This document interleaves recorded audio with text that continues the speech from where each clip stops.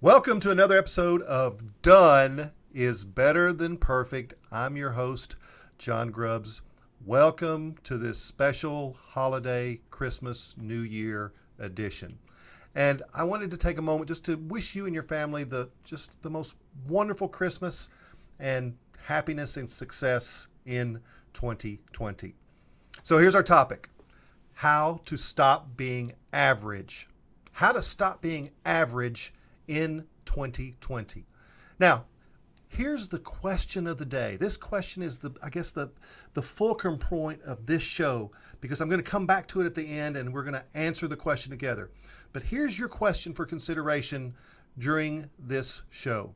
Is being average, is being ordinary, is being common unethical? Is it an ethical issue to be average, to be ordinary, to be common? Now think about that question as we go through this show, because like I said, at the end, we're going to go back to that question and give you an answer. So stick around. So think about this. How are you showing up in life? How are you showing up for your family? How are you showing up for your health? How do you show up spiritually? How do you show up professionally? Where is mediocrity showing up in your life? Now, that leads us to the next question. Are you happy with your life? And if you're unhappy, ask yourself, what actions am I taking to change? I want you to own the actions in your life. Stop blaming. Stop blaming others. Stop blaming external realities. Stop blaming the economy. Stop blaming your neighborhood. Stop blaming your family. And most of all, stop blaming your circumstances. These are all excuses. Stop being a victim.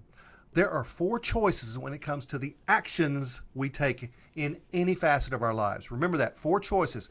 We're going to go through all 4. And I want you to think about, which one do you default to most often?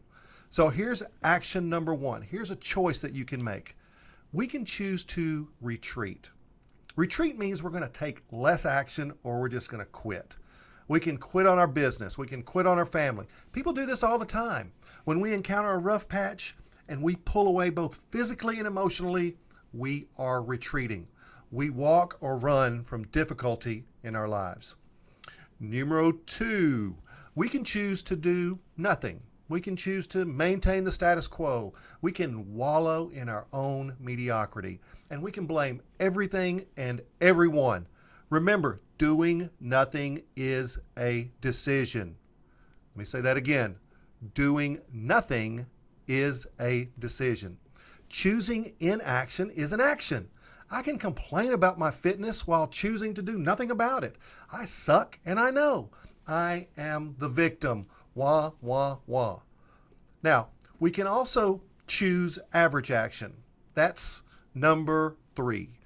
We're going to take average, just average action. I'm going to improve in 2020. I will do more. I will do better. Does this sound familiar? Folks, that's our guilt talking. And we know we need to improve, so we make mediocre promises, because mediocre promises are safe and they don't scare us. And these promises, we never fully intend to keep these. They're easy goals. They're easy challenges. They're easy risks. I'm just going to play it safe. Now here's number 4, and this is the one I want you to think about. We can choose what I call massive action. We can go big for what is important to us. We can go big professionally. We can go big for our families. We can take action that actually makes us afraid. And the reason we avoid big action is because we're afraid of what it will surface within us. I don't want to go to the gym because I'm afraid of what people will think when they look at me. I don't want to go back to school because, I'm afraid of people thinking I'm dumb.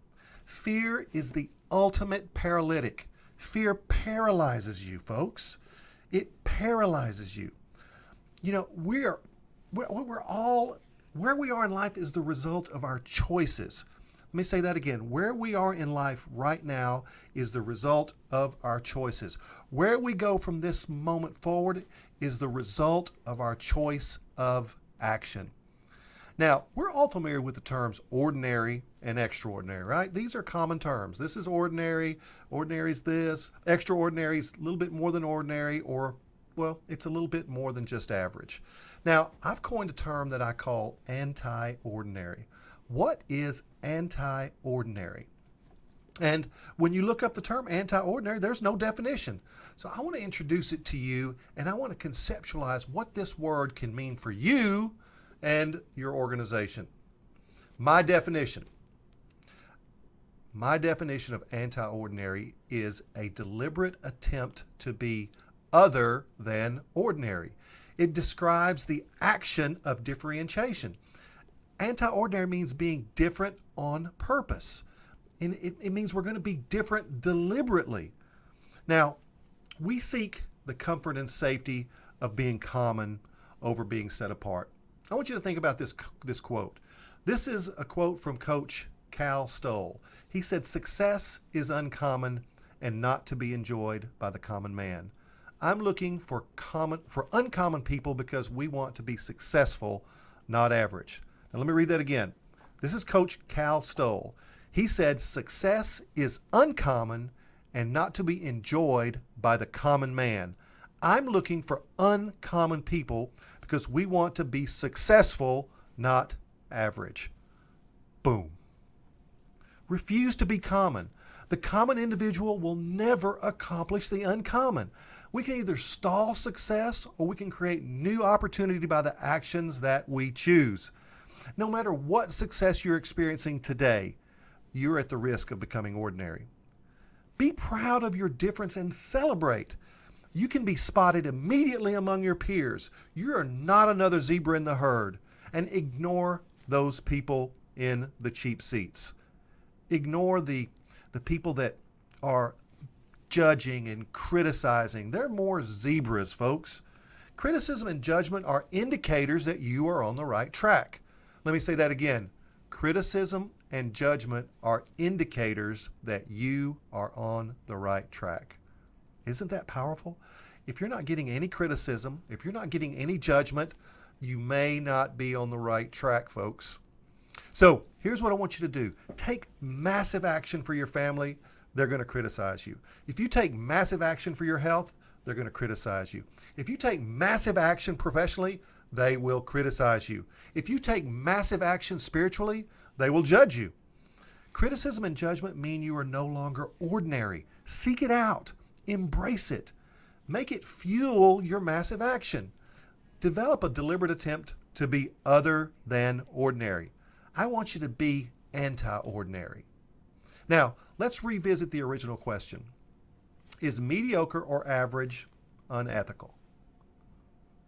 Is mediocre or average unethical? Here's my answer. You're given one life. You're given one opportunity to serve and make a difference. You get one chance to impact humanity, and you show up half-hearted, not the word my dad would use. You get one chance to use your talent. You get one chance to use your gift, and you show up average. I think you know the answer. I think you know the answer. So here's what I want you to do right now. I want you to write down a massive action that you will take for your family in 2020. Something big, something that scares you. I want you to write down a massive action you will take for your health in 2020. Write it down. If you're driving, don't write it down. Wait till you get somewhere safe, then write it down. What massive action will you take professionally in 2020? Write it down. What action will you take spiritually in 2020? Write it down. Make sure that these scare you. If they don't scare you, they're too small. Your stomach needs to feel uneasy. And here's one last thing. I want you to buy the book, The 10X Rule by Grant Cardone. Read it and listen to it. You'll see where a lot of this comes from, and it will set your tone for 2020. So, if you enjoyed the show, slam the bell, subscribe to the show.